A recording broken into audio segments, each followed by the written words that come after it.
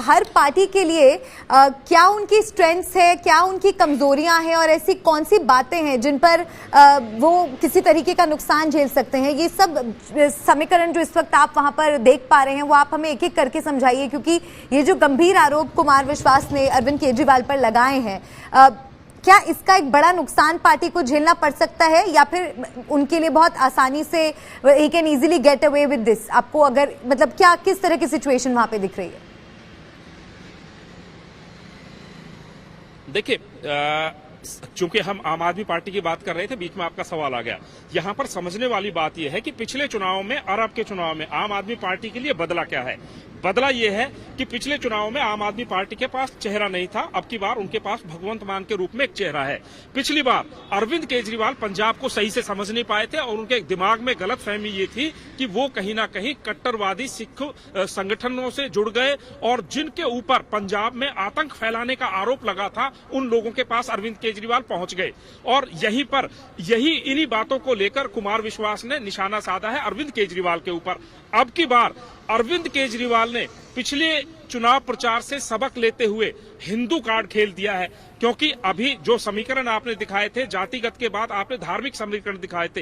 हिंदू एक बड़ी तादाद में मतदाताओं की संख्या है पंजाब में, या यूं भी कहूं कि हिंदू मतदाता सबसे ज्यादा तादाद में है। तो अब की बार केजरीवाल ने पिछले चुनावों से सबक लेते हुए हिंदू कार्ड को साधने की कोशिश की है। तो ये वो चीजें हैं जो आम आदमी पार्टी ने पिछले चुनावों से सबक लेते हुए सीखा है। पहली बार चेहरा दे दिया, दूसरी बार अब की बार कट्टरवादी सिखों से अरविंद केजरीवाल ने ना सिर्फ दूरी बनाई है बल्कि उनका नाम तक नहीं लिया, उनका जिक्र तक नहीं किया। पिछले विधानसभा चुनाव में मोगा में, मोहाली में 2 लोगों के घर वो गए थे जहां पर उन्होंने खाना खाया और मोगा में रात गुजारी थी, और वो लोग वो थे जो कि रेडिकल यानी कि बहुत ही कट्टर थे। और उसका खामियाजा आम आदमी पार्टी को यह भुगतना पड़ा कि जब चुनाव प्रचार के दौरान मोड़ मंडी में एक बम धमाका हुआ जिसमें कई लोगों की जान गई, और उसके बाद चुनावी पासा ऐसा पलटा कि आम आदमी पार्टी जो एक बड़ी पार्टी के रूप में पंजाब में उभर कर आई थी वो 20 सीटों तक सीमित रह गई।